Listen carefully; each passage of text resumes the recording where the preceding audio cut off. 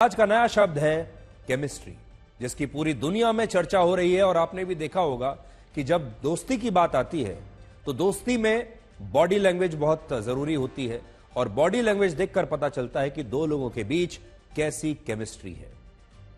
आज white house में राष्ट्रपति डोनाल्ड ट्रंप और प्रधानमंत्री मोदी के बीच इस साल की अब तक की सबसे बड़ी मुलाकात हुई। 78 वर्ष के राष्ट्रपति ट्रंप ने अपने से 4 साल छोटे 74 वर्ष के प्रधानमंत्री मोदी का ऐसा स्वागत किया कि पूरी दुनिया देखकर हैरान हो गई।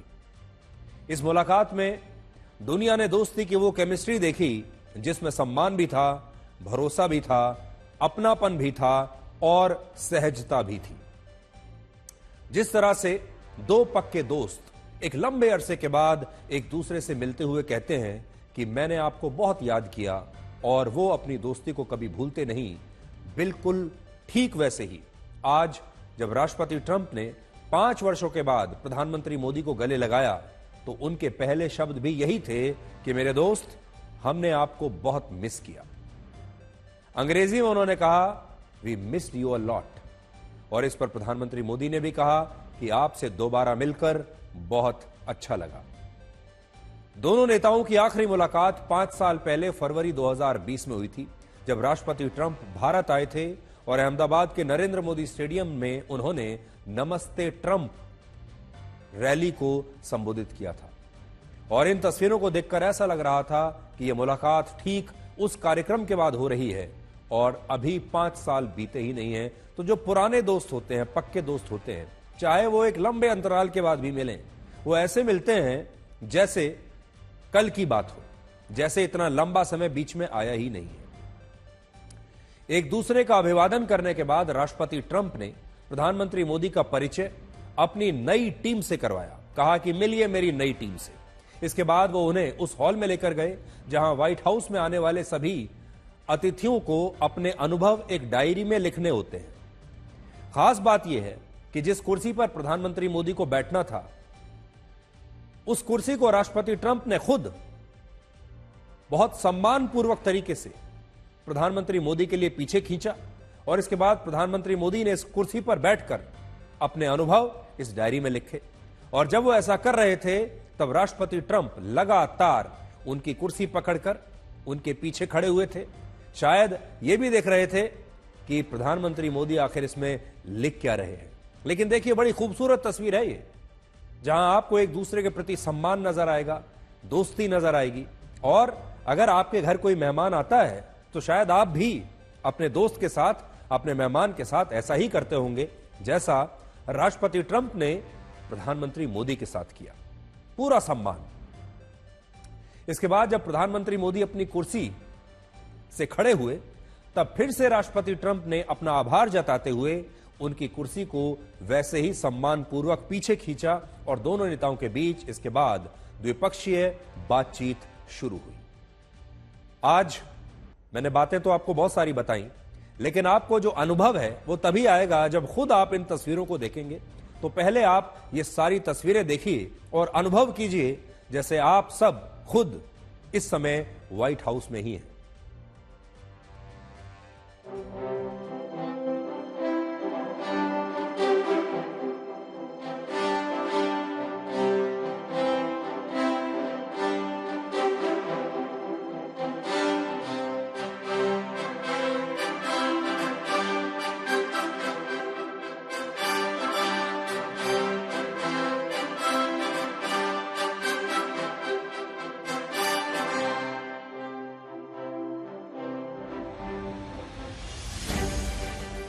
Let's do again.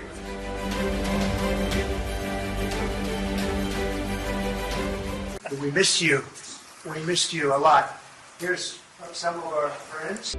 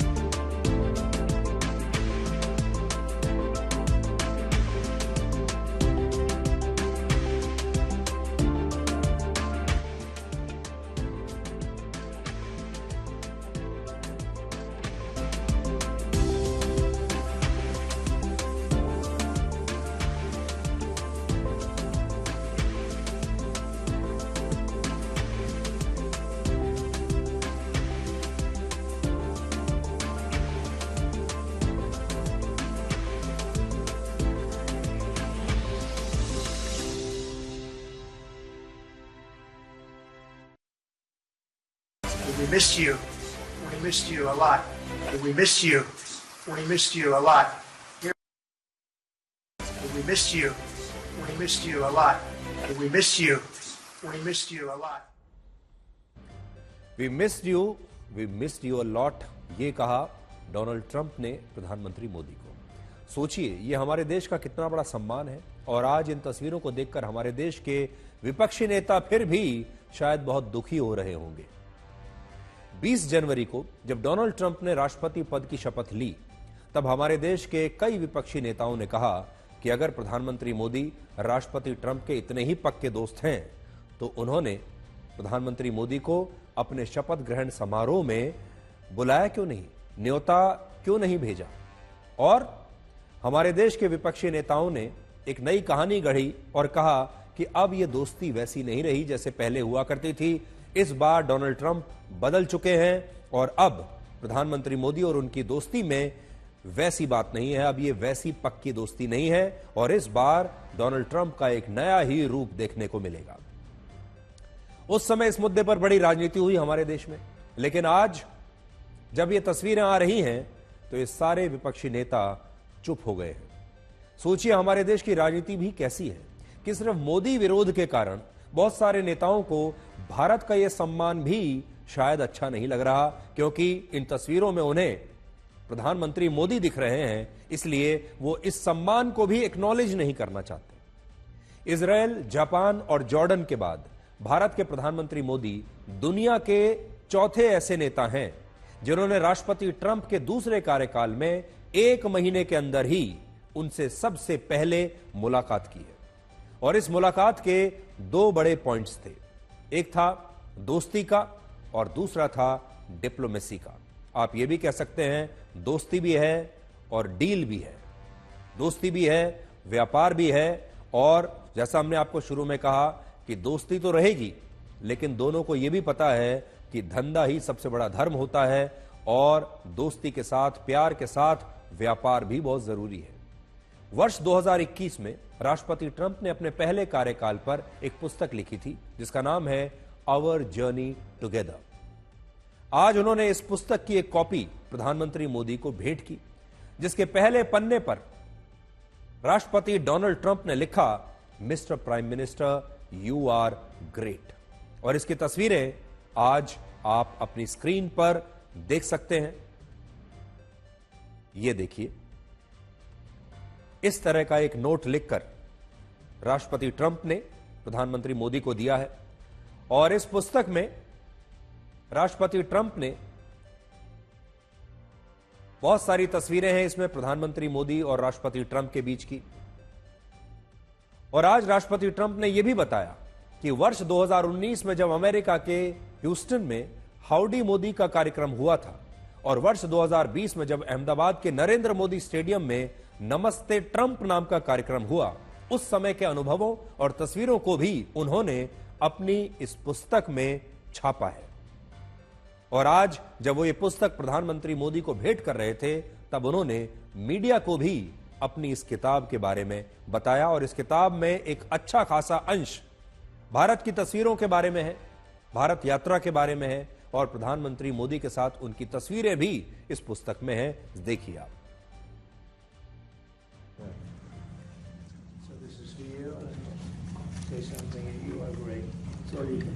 Thank you. Thank you.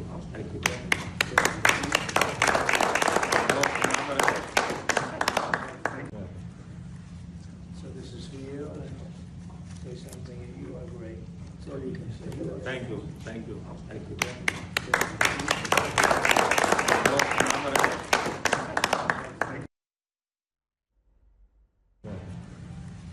So this is for you. Say something and you are great. That's all you can say. Thank you. Thank you. Thank you.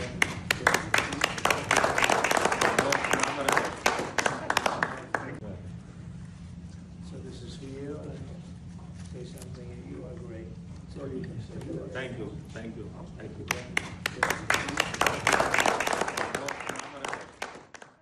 तो कह रहे हैं कि यह पुस्तक आपके लिए है और इस पुस्तक में मैंने लिखा है कि आप महान हैं।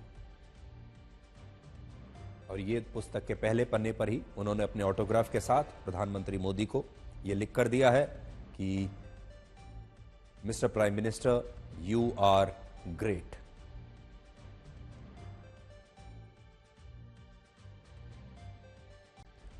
आज राष्ट्रपति ट्रंप और प्रधानमंत्री मोदी के भाषण में जो शब्द सबसे ज्यादा इस्तेमाल हुआ वो था दोस्त और दोस्ती। राष्ट्रपति ट्रंप ने कहा कि प्रधानमंत्री मोदी उनके दोस्त होने के साथ साथ एक बेहतरीन इंसान भी है। दूसरा, प्रधानमंत्री मोदी ने उनसे भी ज्यादा सख्त प्रधानमंत्री मोदी उनसे भी ज्यादा सख्त और बेहतर नेगोशिएटर है, नेगोशिएट करने वाले नेता हैं और इसमें प्रधानमंत्री मोदी का कोई मुकाबला नहीं। यानी वो ये कह रहे हैं कि he is a much tougher negotiator than me. पूरी दुनिया डोनाल्ड ट्रंप के बारे में कहती है कि डोनाल्ड ट्रंप जब मोल भाव करने पर उतरते हैं, जब नेगोशिएट करने पर उतरते हैं, तब उनसे बेहतर कोई और नहीं। लेकिन जिसे पूरी दुनिया का सबसे बड़ा बेहतरीन नेगोशिएटर मानती है, वो नेता यह कहता है कि प्रधानमंत्री मोदी मुझसे भी बेहतर नेगोशिएटर है, मुझसे भी ज्यादा बेहतर मोल भाव करना जानते हैं। और प्रधानमंत्री मोदी ने भी कहा कि उन्हें राष्ट्रपति ट्रंप से दोबारा मिलकर बेहद खुशी हुई है और उन्होंने यह भी कहा कि अमेरिका और भारत के मिलने से 1 और 1 2 नहीं बल्कि 11 बनते हैं। ये जो दोस्ती है दोनों की, ये 1 और 1 वाली नहीं है, ये 1 और 1 11 वाली दोस्ती है। इसलिए पूरा जो फोकस है इन तस्वीरों में भी, बातचीत में भी और केमिस्ट्री अगर आप देखेंगे, एक दूसरे से जो बातचीत हो रही है वो देखेंगे, उस सब में पूरा फोकस है दोस्ती पर। जैसे दो पुराने दोस्त एक दूसरे से मिलते हैं। अब आप दोनों नेताओं के बयानों से यह समझिए कि जब औपचारिक और व्यक्तिगत संबंधों का मिश्रण होता है तब यह केमिस्ट्री दो देशों के रिश्तों को कितनी ऊंचाई पर ले जाती है। लेकिन यह बात याद रखिएगा आप कि ये दोनों दोस्त जरूर है, इनकी एक व्यक्तिगत केमिस्ट्री जरूर है, लेकिन ये अपने अपने देश के नेता भी हैं। इनके ऊपर एक और जिम्मेदारी है और वो जिम्मेदारी सिर्फ दोस्ती निभाने की जिम्मेदारी नहीं है। दोस्त तो ये हैं, लेकिन इन दोनों में से कोई भी नेता अपने देश को लेकर समझौता करने के लिए तैयार नहीं है, अपने देश के हितों को लेकर पीछे हटने के लिए तैयार नहीं है। इसलिए दोनों के लिए चुनौती यह है कि इनकी दोस्ती बनी रहे, लेकिन साथ साथ इनके देश का भला भी होता रहे। अपने देश का बुरा करके, अपने देश का नुकसान करके इन दोनों में से कोई भी अपनी दोस्ती को पक्का नहीं करेगा।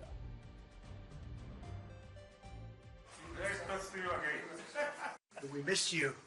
We missed you a lot. He's doing a great job in India. Everybody talks about it. He's doing a really fantastic job. A great leader. Great leader. It's a great honor to have Prime Minister Modi of India. He is a great friend of mine for a long time. We've had a wonderful relationship. Oh, he's a much tougher negotiator than me, and he's a much better negotiator than me. There's not even a contest. Okay? मैं मेरे प्रिय मित्र राष्ट्रपति Trump को मेरे शानदार स्वागत और आतिथ्य सत्कार के लिए हार्दिक आभार व्यक्त करता हूं। राष्ट्रपति ट्रंप के पहले 4 वर्ष का मेरा जो अनुभव था, जो गर्मजोशी थी, जो उत्साह था, जो विश्वास था, वही गर्मजोशी, वही उत्साह, वही विश्वास के साथ हम फिर एक बार साथ मिलकर के आगे बढ़ेंगे। अमेरिका विश्व का सबसे पुराना लोकतंत्र, भारत विशाल लोकतंत्र, और इसलिए हम दोनों का मिलने का मतलब 1 + 1 2 नहीं, 1 और 1 11 होता है। और ये 11 की तख्ती, वो ताकत विश्व के कल्याण के भी काम आएगी। मैं आपके इस भव्य विजय के लिए आपको बहुत बहुत बधाई देता हूं।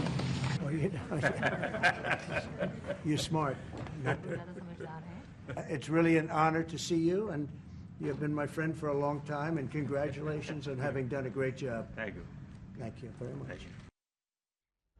और अब से थोड़ी देर पहले अमेरिका के राष्ट्रपति डोनाल्ड ट्रंप ने एक्स पर एक पोस्ट किया है जिसमें उन्होंने लिखा है कि मैं प्रधानमंत्री मोदी का व्हाइट हाउस में दोबारा स्वागत करने पर बहुत खुश हूं, उन्होंने ऐसा लिखा है। और उन्होंने लिखा है कि there is truly a special bond between United States and India. दुनिया का सबसे पुराना लोकतंत्र और दुनिया का सबसे बड़ा लोकतंत्र, इन दोनों के बीच जो दोस्ती है, दोनों के बीच जो रिश्ता है, वो बहुत ही स्पेशल है, वो बहुत ही खास है। और ये वीडियो उन्होंने पोस्ट किया है व्हाइट हाउस की तरफ से, देखिए आप।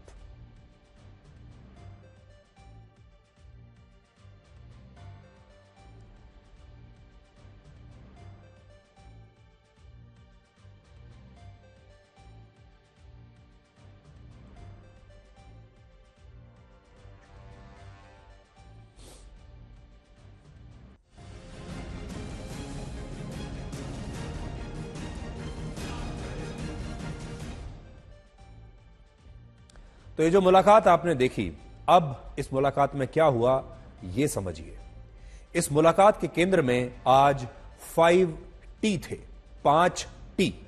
पहला तारीफ, दूसरा टैरिफ, तीसरा तहव्वुर राणा, चौथा टेररिज्म और पांचवां ट्रेड रूट। इसमें तारीफ तो हम आपको पहले ही बहुत दिखा चुके, कितनी तारीफें हैं दोनों तरफ से, तारीफ ही तारीफ है। मतलब इतना ज्यादा मीठा है इस वीडियो में कि आप देखेंगे दोनों नेता लगातार एक दूसरे की तारीफ कर रहे हैं, लगातार एक दूसरे की प्रशंसा कर रहे हैं, एक दूसरे का सम्मान कर रहे हैं। लेकिन इस तारीफ के साथ आज दुनिया में एक और शब्द ट्रेंड कर रहा है और वो शब्द है टैरिफ। तो तारीफ तो बहुत हो गई, उसके बाद ये दोनों बैठे टैरिफ पर बात करने के लिए। और आज इस मुलाकात से सिर्फ 2 घंटे पहले राष्ट्रपति ट्रंप ने यह ऐलान किया था कि अमेरिका दुनिया के लिए एक रेसिप्रोकल टैरिफ की व्यवस्था को लागू कर रहा है, जो भारत के लिए एक बुरी खबर है। यानी मिलने से पहले ही, प्रधानमंत्री मोदी से मिलने से पहले ही डोनाल्ड ट्रंप ने बड़ी चालाकी से एक घोषणा कर दी। रेसिप्रोकल टैरिफ को टिट फॉर टैट, यानी जैसे को तैसा टैक्स भी आप कह सकते हैं। इसका मतलब यह होता है कि जो देश अमेरिका पर जितना टैक्स लगाएगा, अमेरिका भी उस देश के सामान पर उतना ही टैक्स लगाएगा। उदाहरण के लिए, अगर भारत अमेरिका में बने सामान पर अपने देश में 70% टैक्स लगाता है, तो अमेरिका भी भारत में बने सामान पर अपने देश में 70% टैक्स लगाएगा। आप 70% टैक्स लगाएंगे तो हम भी 70% ही लगाएंगे। आप 50 लगाएंगे तो हम भी 50% टैक्स लगाएंगे। राष्ट्रपति ट्रंप के इस फैसले से वो देश सबसे ज्यादा प्रभावित होंगे जो अमेरिका में बने सामान पर ज्यादा टैक्स लगाते हैं, और इनमें भारत भी है। भारत का औसतन टैरिफ रेट 14% था, जो अब भी 10% से नीचे नहीं आया है, और भारत अमेरिका में बने सामान पर अब भी अधिकतम 70% टैक्स लगा रहा है। राष्ट्रपति ट्रंप ने रेसिप्रोकल टैरिफ्स को इसलिए लागू किया क्योंकि वो अमेरिका के व्यापार घाटे को कम करना चाहते हैं, जो इस समय 86 लाख करोड़ रुपए हो चुका है। इनमें भी अमेरिका को 2 लाख करोड़ रुपए का व्यापार घाटा अकेले भारत के साथ हुआ है। तो भारत का भी एक बड़ा शेयर है इसमें। अप्रैल से नवंबर 2024 के बीच अमेरिका ने भारत को 2,48,000 करोड़ रुपए का सामान बेचा, यानी निर्यात किया, जबकि इसी दौरान भारत ने अमेरिका को 4,42,000 करोड़ रुपए का निर्यात किया, और इससे भारत को इस व्यापार में लगभग 2 लाख करोड़ रुपए का मुनाफा हुआ। यानी अमेरिका जितना पैसे का सामान हमें बेच रहा है, हम उससे लगभग दुगने पैसे का सामान अमेरिका में बेच रहे हैं। हालांकि अमेरिका को यह व्यापार घाटा सिर्फ भारत के साथ ही नहीं हो रहा। भारत के साथ होने वाला यह व्यापार घाटा अमेरिका के कुल व्यापार घाटे का सिर्फ 2.3% है, और बाकी का 97.7% व्यापार घाटा दूसरे देशों से हो रहा है। इसलिए यह कहना कि सिर्फ भारत की वजह से ही राष्ट्रपति ट्रंप ने यह फैसला लिया है, तो यह बात बिल्कुल गलत होगी।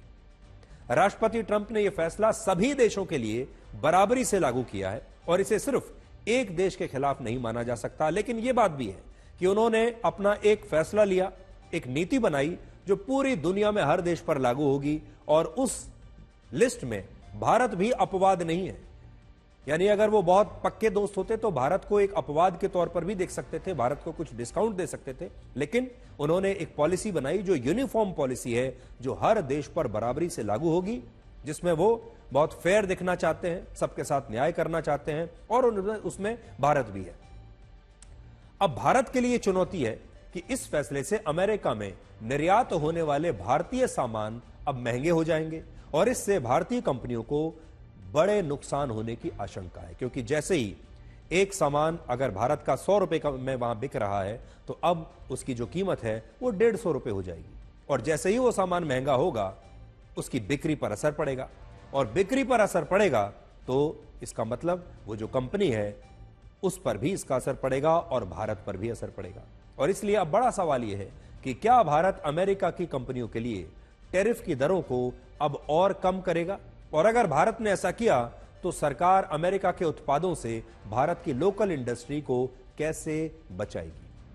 उदाहरण के लिए अगर इलॉन मस्क की कंपनी टेस्ला की गाड़ियां भारत में 20 से 25 लाख रुपए में बिकने लगी, तो जो कंपनियां भारत की हैं और भारत में अपनी गाड़ियों को बेच रही हैं, भारत में अपनी गाड़ियों का उत्पादन करती हैं, बनाती भी हैं और बेचती भी हैं, और जिनसे भारत के लोगों को रोजगार भी मिलता है, उन कंपनियों का बचाव कैसे होगा, ये अब भारत की सरकार को सोचना होगा। यह बहुत बड़ा मुद्दा है। और देखिए ये होता क्यों है। भारत की सरकार अपनी लोकल इंडस्ट्री को बचाने के लिए विदेशी सामान पर अतिरिक्त टैक्स लगाती है। यानी अगर भारत में बनी एक कार 10 लाख रुपए में यहां पर बिक रही है, वैसी ही उसी प्रकार की अगर विदेशी कार जो कि विदेश में बनी हुई है अगर भारत में आकर बिकती है तो उस पर टैक्स के साथ जो उसकी कीमत है वो लगभग 20 लाख रुपए हो जाती है, और भारत के जो लोग हैं वो 20 लाख रुपए में उस विदेशी कार को खरीदने की बजाय 10 लाख रुपए में मेड इन इंडिया कार को खरीदते हैं। लेकिन अगर आप सोचिए, अगर उतने ही पैसे में, अगर उसी 10 लाख रुपए में अमेरिका में बनी गाड़ियां या दूसरे देशों में जर्मनी में बनी गाड़ियां भी यहां पर बिकने लगे, और टेस्ला भी अगर आपको यहां 10 या 20 लाख रुपए में मिलने लगे, और उस टेस्ला की कीमत भी भारत में बनी गाड़ियों के बराबर हो जाए, तो फिर शायद भारत के लोग टेस्ला खरीदने लगेंगे और भारत की गाड़ियों को खरीदार मिलने बंद हो जाएंगे। इसलिए भारत के अपने उद्योग को बचाना भी भारत सरकार की एक बड़ी जिम्मेदारी है।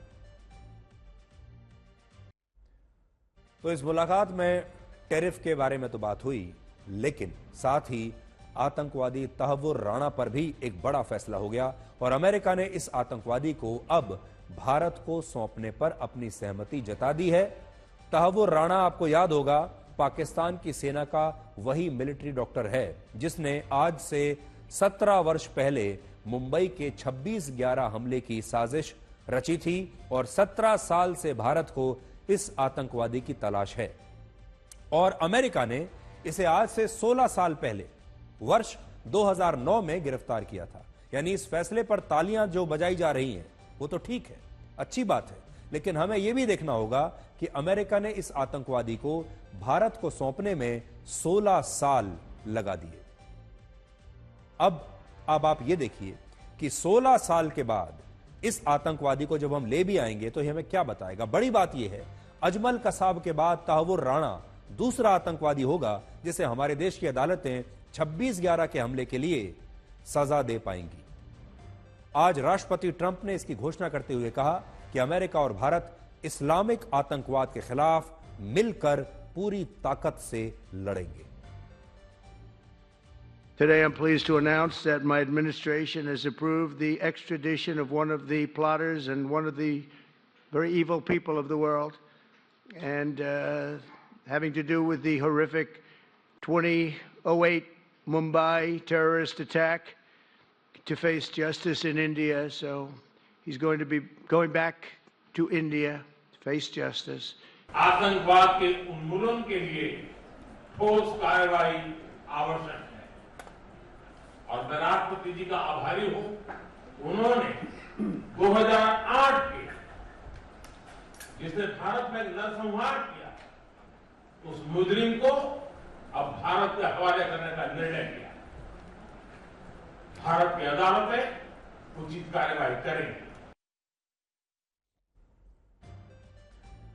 अमेरिका ने इस आतंकवादी को हमें सौंपने का फैसला तो कर लिया, लेकिन आप खुद सोचिए, यह घटना हमारे देश में आज से 17 साल पहले हुई थी, मुंबई में जब आतंकवादी हमला हुआ था।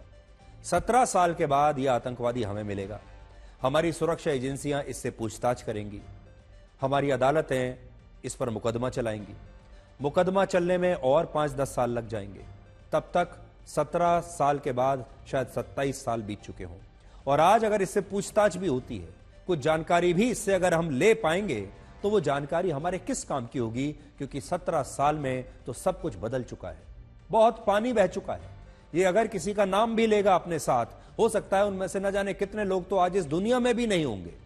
तो 17 साल के बाद अपने इस गुनाहगार को यहां पर लाना बधाई देने के लिए तो अच्छा है, तालियां बजाने के लिए अच्छा है, लेकिन अब भारत को इसका कोई फायदा नहीं होने वाला।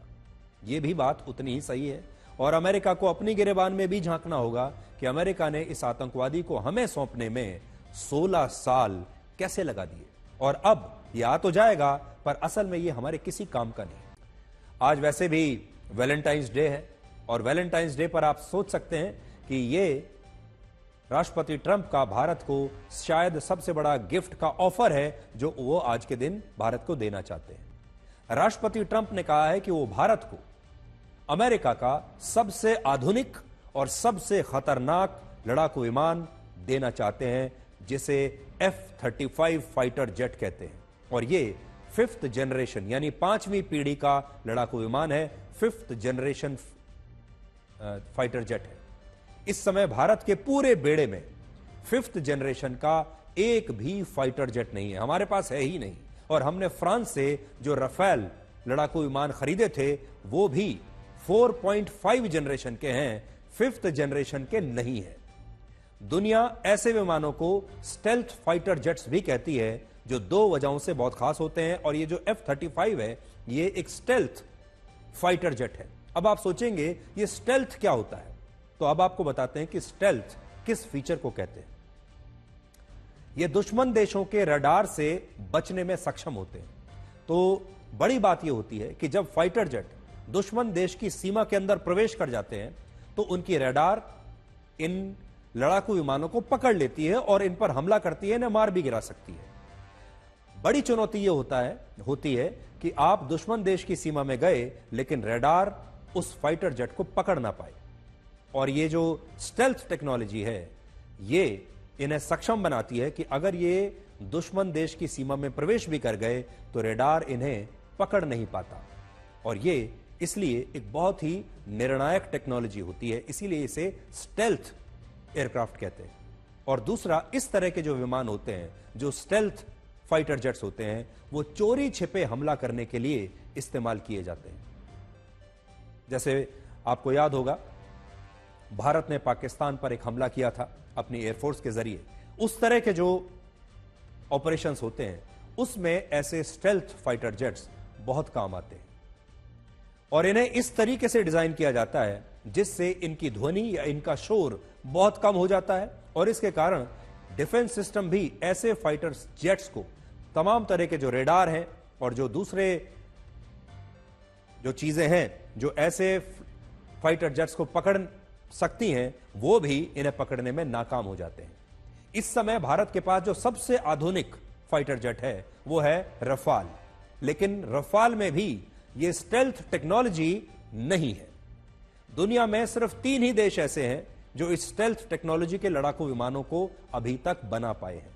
इनमें अमेरिका के पास F-37 है, रशिया के पास Su-57 है, और चीन के पास चेंगदू J-20 नाम का फाइटर जेट है। और ये तीनों ही स्टेल्थ एयरक्राफ्ट हैं। इनमें भी अमेरिका के F-35 का सक्सेस रेट सबसे ज्यादा माना जाता है, सबसे ज्यादा सफल माना जाता है ये, जो 80 से 90% के बीच हो सकता है। अमेरिका में जो कंपनी इस लड़ाकू विमान का निर्माण करती है, उसका नाम है लॉकहीड मार्टिन। हालांकि यह कंपनी उन्हीं देशों को यह फाइटर जेट बेच सकती है जिनके लिए अमेरिका के राष्ट्रपति स्वयं अपनी मंजूरी देते हैं। तो बड़ी बात को समझिए, ये जो कंपनी है, कहने को तो ये एक प्राइवेट कंपनी है, लेकिन ये कंपनी अपना ये फाइटर जेट ऐसे ही हर किसी देश को नहीं बेच सकती। इसके लिए अमेरिका के राष्ट्रपति का अप्रूवल चाहिए। और जब अमेरिका का राष्ट्रपति और सरकार अप्रूव करते हैं, तभी ये विमान किसी दूसरे देश को बेचे जा सकते हैं।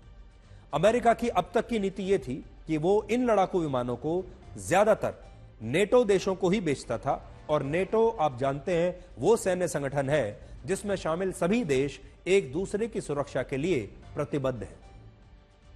नेटो के संगठन में कुल मिलाकर 32 देश हैं, जिनमें से 20 देशों को अमेरिका ने ये F-35 फाइटर जेट दिया है। लेकिन यह पहली बार है जब उसने एक गैर नेटो देश भारत को इस फाइटर जेट को खरीदने का इस प्रकार का एक ऑफर दिया है।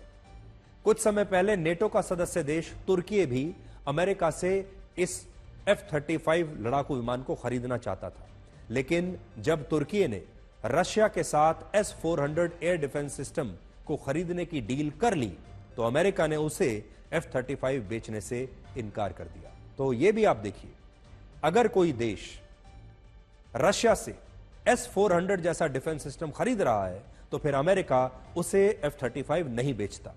तुर्की के साथ उसने यही किया। जैसे ही तुर्की ने रशिया से S-400 खरीदा डिफेंस सिस्टम, अमेरिका ने यह डील कैंसिल कर दी। लेकिन दिलचस्प बात यह है कि भारत भी रशिया से S-400 डिफेंस सिस्टम खरीद चुका है पहले ही। ऐसा नहीं कि खरीदने वाला है, पहले ही खरीद चुका है, डिप्लॉय कर चुका है। लेकिन इसके बावजूद अमेरिका भारत को F-35 बेचने के लिए तैयार है। और आज राष्ट्रपति ट्रंप चाहते हैं कि भारत रशिया का S-400 डिफेंस सिस्टम इस्तेमाल करते हुए भी अमेरिका से इन लड़ाकू विमानों को खरीदे, यानी भारत अमेरिका से S-400 डिफेंस सिस्टम भी खरीदता रहे और अमेरिका से F-35 विमान भी खरीदता रहे। यह एक ऐसी चीज हुई है जो दुनिया ने इससे पहले कभी कल्पना नहीं की थी। यहां भारत के लिए अच्छी बात है कि अब हमारे पास एक नहीं बल्कि दो ऑफर है 5th जनरेशन फाइटर जेट खरीदने के, जिनमें एक ऑफर अमेरिका का है F-35 का, और दूसरा ऑफर हमारे पास पहले ही रशिया से आ चुका है, और वो ऑफर है Su-57 का। क्योंकि रशिया के राष्ट्रपति व्लादिमीर पुतिन भी भारत को अपना लेटेस्ट Su-57 फाइटर जेट बेचना चाहते हैं, और यह फाइटर जेट इसी स्टेल्थ टेक्नोलॉजी पर आधारित है, और यह भी 5th जनरेशन एयरक्राफ्ट है। अब आप यह देखिए कि अमेरिका और रशिया के इन फाइटर जेट्स में क्या अंतर है और इनमें बेहतर कौन है, यानी भारत को क्या करना चाहिए। भारत को F-35 खरीदना चाहिए या Su-57 खरीदना चाहिए। और प्रधानमंत्री मोदी के दोनों ही दोस्त हैं। अपने आप को जरा उस स्थिति में रखकर देखिए, आपके दोनों ही दोस्त हैं। व्लादिमीर पुतिन भी उनके दोस्त हैं और डोनाल्ड ट्रंप भी उनके दोस्त हैं, लेकिन ट्रंप और पुतिन एक दूसरे के कट्टर दुश्मन हैं। अब भारत कौन सा फाइटर जेट खरीदे? तो पहली बात यह है कि अमेरिका के फाइटर जेट F-35 की स्टेल्थ टेक्नोलॉजी रशिया के Su-57 से बेहतर मानी जाती है। उसका सक्सेस रेट Su-57 से बेहतर माना जाता है। F-35 की अधिकतम रफ्तार 1931 किलोमीटर प्रति घंटा है। इसकी मारक क्षमता 1500 किलोमीटर है, और अमेरिका ने थल सेना, वायुसेना और नौसेना तीनों के लिए इस फाइटर जेट के अलग अलग वेरिएंट्स बनाए हैं। इसके अलावा यह फाइटर जेट छोटे रनवे से भी उड़ान भर सकता है और वर्टिकल लैंडिंग यानी हेलीकॉप्टर की तरह सीधे जमीन पर लैंड कर सकता है। आपने देखा होगा हेलीकॉप्टर जो है वो सीधे जमीन पर लैंड करता है। यह विमान भी हेलीकॉप्टर की तरह रनवे पर जाने की बजाय सीधे जमीन पर लैंड कर सकता है, और यह दुनिया का इकलौता 5th जनरेशन फाइटर जेट है जिससे न्यूक्लियर मिसाइल्स भी दागी जा सकती है। तो यह तो F-35 की बात है। दूसरी तरफ रशिया के Su-57 की खासियत यह है कि वो हवा और जमीन दोनों ठिकानों पर एक साथ हमला कर सकता है। इसकी अधिकतम रफ्तार 2136 किलोमीटर प्रति घंटा है, जो F-35 से करीब 200 किलोमीटर प्रति घंटा ज्यादा है।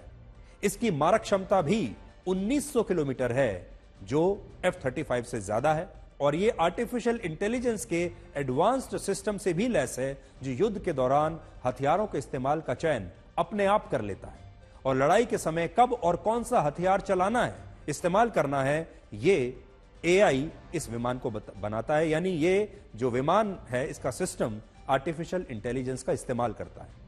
इसके अलावा F-35 की जो कीमत है वो 693 करोड़ रुपए से लेकर 867 करोड़ रुपए है एक फाइटर जेट की, और यह दुनिया का सबसे महंगा फाइटर जेट है, जबकि रशिया के Su-57 की कीमत 303 करोड़ रुपए से लेकर 346 करोड़ रुपए है, जिसका मतलब यह है कि भारत एक F-35 की कीमत में रशिया से 2 Su-57 फाइटर जेट्स खरीद सकता है। सबसे बड़ी बात यह है कि अगर भारत अमेरिका से F-35 खरीदता है तो ये विमान अमेरिका में ही बनाए जाएंगे और भारत इन्हें अमेरिका से इंपोर्ट करेगा। लेकिन अगर हम रशिया से Su-57 खरीदते हैं तो रशिया का ऑफर है कि वो इन विमानों को भारत में ही बनाएगा, यानी इन विमानों की फैक्ट्री भारत में लगेगी और भारत में ही इन विमानों को सर्विसिंग भी मिलेगी। और इसीलिए भारत ने आज कहा है कि उसने अब तक राष्ट्रपति ट्रंप के ऑफर को स्वीकार नहीं किया है और यह अब भी सिर्फ एक प्रस्ताव है। लेकिन इन दोनों में जो अंतर है वो भी भारत को देखना होगा।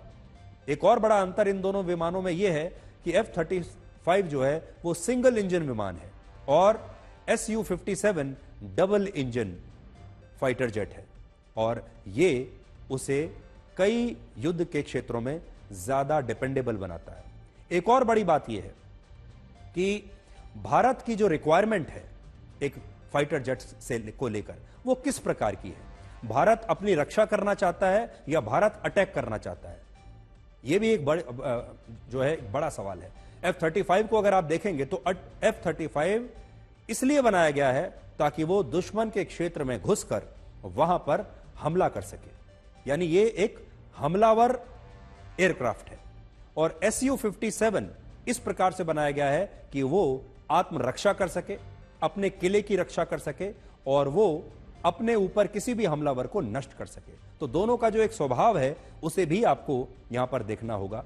अगर भारत अग्रेशन चाहता है, अगर भारत अटैक मोड में आना चाहता है तो F-35 बेहतर विमान है, लेकिन अगर भारत अपनी रक्षा करना चाहता है तो शायद Su-57। दूसरा यह है कि आसान शर्तें कौन दे रहा है। डोनाल्ड ट्रंप F-35 बेचना तो चाहते हैं लेकिन बहुत ही महंगे दाम पर और आसान शर्तों के साथ तो बिल्कुल नहीं। लेकिन व्लादिमीर पुतिन आसान शर्तों के साथ Su-57 दे रहे हैं, कह रहे हैं कि भारत में ही फैक्ट्री भी लगा लीजिए, कुछ हद तक टेक्नोलॉजी ट्रांसफर भी हो जाएगा और आप अपने देश में बनाइए और आपको इस विमान की जो सर्विस है वो भी भारत में ही मिलती रहेगी। लेकिन Su-57 अभी सिर्फ एक प्रोटोटाइप है, यह भी हमें याद रखना होगा। आज की मुलाकात का एक और बड़ा मुद्दा था भारत के अवैध प्रवासियों का अमेरिका से निर्वासन। प्रधानमंत्री मोदी ने कहा कि जो भारतीय गैर कानूनी और अवैध तरीके से अमेरिका की सीमा में दाखिल हुए हैं उन्हें सत्यापन कराने के बाद भारत अमेरिका से वापस लेने के लिए तैयार है। प्रधानमंत्री मोदी के इस बयान के बाद अमेरिका ने अपने मिलिट्री विमान से 15 फरवरी और उसके बाद 16 फरवरी को 200 से ज्यादा अवैध प्रवासियों को भारत डिपोर्ट करने का फैसला किया है और यह सिलसिला आगे भी ऐसे ही जारी रहेगा। अमेरिका का कहना है कि उसने पहले चरण में लगभग 18,000 अवैध प्रवासियों की पहचान की है जिन्हें वो भारत वापस भेजेगा और इसके बाद अमेरिका में रह रहे ऐसे 7 लाख भारतीयों को निर्वासित किया जाएगा। और भारत ने इन लोगों के निर्वासन को स्वीकार कर लिया है और भारत का कहना यही है कि वो घुसपैठ के खिलाफ है और अवैध प्रवास का समर्थन नहीं करता। सवाल सिर्फ भारत का नहीं है, वैश्विक रूप से हम इस मत के हैं कि गैर कानूनी तरीके से जो लोग दूसरे देशों में होते हैं उनको वहां रहने का कोई कानूनी अधिकार तो है नहीं। जहां तक भारत और अमेरिका का सवाल है, हमने हमेशा कहा है कि जो वेरीफाइड होगा, कि जो सच्चे अर्थ में भारत का ही नागरिक होगा, वो अगर अमेरिका में गैर कानूनी तरीके से रहता है तो उसको वापस लेने के लिए भारत तैयार है। लेकिन बात हमारे लिए वहां से रुकती नहीं है। ये सामान्य परिवारों के बच्चे होते हैं, उनको बड़े बड़े सपने दिखाए जाते हैं और उनको ज्यादातर ऐसे होते हैं उनको गुमराह करके लाया जाता है। इसके अलावा एक और ऐसी मुलाकात है जिसकी बड़ी चर्चा हो रही है और वो ये है कि प्रधानमंत्री मोदी ने राष्ट्रपति ट्रंप के विशेष सलाहकार और दुनिया के सबसे अमीर उद्योगपति इलॉन मस्क से भी मुलाकात की। और आज इन तस्वीरों की चर्चा भी दुनिया में हो रही है क्योंकि इसमें कुछ खास है। इन तस्वीरों में इलॉन मस्क और उनके 3 बच्चे नजर आ रहे हैं और अगर आप ध्यान से देखेंगे तो जब ये मुलाकात हुई तब इलॉन मस्क के ये बच्चे उसी कमरे में बैठकर जमीन पर खेल रहे थे जहां प्रधानमंत्री मोदी और इलॉन मस्क की मुलाकात हो रही थी। तो आप इन तस्वीरों को पहले देखिए, मैं बड़ी स्क्रीन पर आपको वो तस्वीरें दिखाता हूं। इलॉन मस्क आए हैं प्रधानमंत्री मोदी से मिलने के लिए और साथ में अपने बच्चों को भी लाए हैं।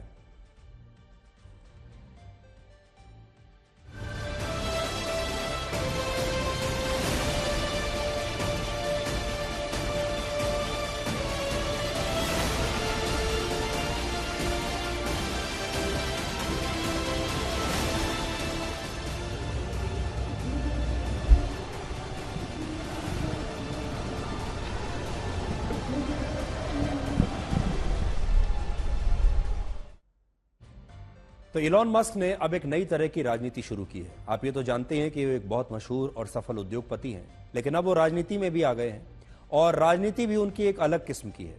जब वो राष्ट्रपति डोनाल्ड ट्रंप से मिलने के लिए जाते हैं तो उनके ओवल ऑफिस में वो अपने बेटे को लेकर गए। जब वो प्रेस कॉन्फ्रेंस कर रहे थे तब उनका बेटा लगातार उनके आसपास खेल रहा था, उनके कंधे पर चढ़ रहा था। अब वो प्रधानमंत्री मोदी से भी जब मिलने के लिए आए हैं तब भी वो अपने छोटे बच्चों को साथ में लेकर गए हैं। ये ओवल ऑफिस में देखिए जो हो रहा था, ये एक नए प्रकार की एक इनफॉर्मल राजनीति है जिसमें घनिष्ठता और ज्यादा बढ़ती है। आप अपने परिवार से और आप अपने बच्चों से किसी को कब मिलवाते हैं? जब वो व्यक्ति आपके बहुत करीब होता है, जब आपके जो रिश्ते हैं बहुत करीबी होते हैं। और उन रिश्तों को इनफॉर्मल बनाने के लिए, करीबी बनाने के लिए इलॉन मस्क ने ये नई शुरुआत की है और ये एक बहुत अच्छी शुरुआत है। और आप देखिए क्या हो सकता है अब आने वाले समय में दुनिया के बड़े बड़े नेता अपनी अहम बैठकों के लिए अपने परिवार या अपने छोटे बच्चों को अपने साथ ले जाना शुरू कर दें। रिश्ता उसी के साथ रखिए जो आपकी हंसी के पीछे का दर्द, गुस्से के पीछे का प्यार और खामोशी के पीछे की आवाज को समझ सके।